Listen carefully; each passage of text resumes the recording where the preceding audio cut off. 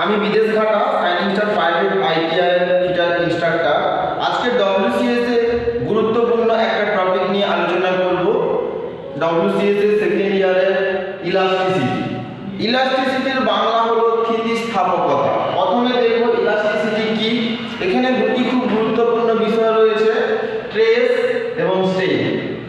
এটি নিয়ে বুঝবো আমরা ট্রেস এবং স্ট্রেনের গ্রাফকে দেখব এবং ভূগুলো সম্বন্ধে জানবো। আজকের ক্লাসটা খুবই গুরুত্বপূর্ণ, মন দিয়ে তোমরা শুনবে। প্রথমে আসবো ইলাস্টিসিটি অর্থাৎ স্থিতিস্থাপকতা। দেখো তোমরা কোনো বস্তুর উপর যখন এক্সটার্নাল ফোর্স প্রয়োগ করা হয়, এক্সটার্নাল ফোর্স প্রয়োগের ফলে তার আকৃতির পরিবর্তন ঘটে এবং এক্সটার্নাল ফোর্স তুলে নিলে বস্তু আবার পূর্বের অবস্থায় ফিরে আসে। এই পূর্বের অবস্থাকে ফিরে আসার ব্যাপারকেই বলা হয় ইলাস্টিসিটি। এরপরে দুটো কনসেপ্ট বিশেষ করে জানতে হবে, একটা হচ্ছে ট্রেস, যার বাংলা হচ্ছে পীড়ন, এবং স্ট্রেন, বিকৃতি। প্রথমে আমরা ট্রেস নিয়ে আলোচনা করব অর্থাৎ পীড়ন। ট্রেস একক ক্ষেত্রফলে উৎপন্ন প্রতিক্রিয়া বল। যখন আমরা কোনো বস্তুর উপর এক্সটার্নাল ফোর্স প্রয়োগ করব, বাইরে থেকে বল প্রয়োগ করব, একক ক্ষেত্রফলে বস্তুতে যে প্রতিক্রিয়া বল উৎপন্ন হবে তাকে আমরা বলবো ট্রেস।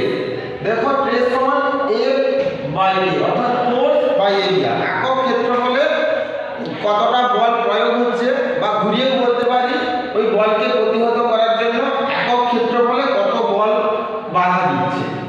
এর একক হলো নিউটন পার মিটার স্কয়ার, ফোর্সের একক নিউটন, আর এরিয়ার একক মিটার স্কয়ার সিজিএস।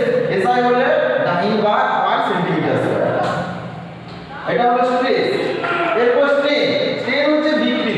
দেখো যখন কোনো বস্তুর উপর এক্সটার্নাল ফোর্স প্রয়োগ করা হবে তার মধ্যে ট্রেস উৎপন্ন হলো, এবার বস্তুর আকারের পরিবর্তন ঘটবে। ওই পরিবর্তন আগের আয়তন এবং আয়তনের পরিবর্তন, সেই পরিবর্তনকে বলা হয় স্ট্রেন। ধরি কোনো বস্তুর প্রাথমিক দৈর্ঘ্য ছিল L1, বাইরে থেকে এক্সটার্নাল ফোর্স প্রয়োগ করে বস্তুর দৈর্ঘ্য বেড়ে হয়ে গেল L2, তাহলে স্ট্রেন কত হবে, কতটা দৈর্ঘ্যের পরিবর্তন হচ্ছে, অর্থাৎ এর দৈর্ঘ্যের পরিবর্তন বাই অরিজিনাল দৈর্ঘ্য।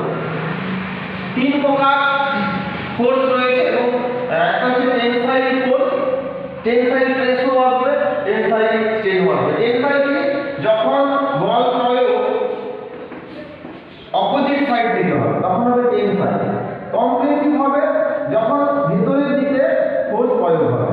আর টেনসাইল, কম্প্রেসিভ আর শেয়ার স্ট্রেসে প্রযুক্ত বলটা অভিমুখ অবশ্যই আলাদা হবে, কিন্তু তাদের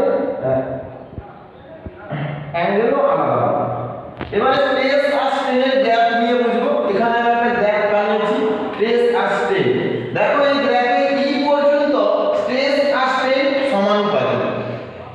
এখান পর্যন্ত হুকের সূত্র কাজ করবে। হুক একটা সূত্র দিয়েছে যে স্থিতিস্থাপক সীমার মধ্যে পীড়ন আর বিকৃতি অর্থাৎ ট্রেস আর স্ট্রেন সমানুপাতিক হবে। এই যে ই এখানে হচ্ছে ইলাস্টিক লিমিট, এইটা হলো স্থিতিস্থাপক সীমা। এই স্থিতিস্থাপক সীমার মধ্যে ট্রেস যত বাড়বে সেই অনুপাতে স্ট্রেনও বাড়বে। স্থিতিস্থাপক সীমার মধ্যে যখন কোনো বস্তুতে আমরা বাইরে থেকে ফোর্স প্রয়োগ করবো তাতে ট্রেস উৎপন্ন হবে, সেই সাথে সাথে স্ট্রেনও উৎপন্ন হবে। এই ইলাস্টিক লিমিটের মধ্যে সেটা সমানুপাতিক হবে। এরপর যখনই আরো বল বেশি হবে এখানে আসবে ইয়ার্ড পয়েন্ট, এইভাবে বাড়াতে বাড়াতে ইউতে আসবে, এটি হচ্ছে আলটিমেট ট্রেস।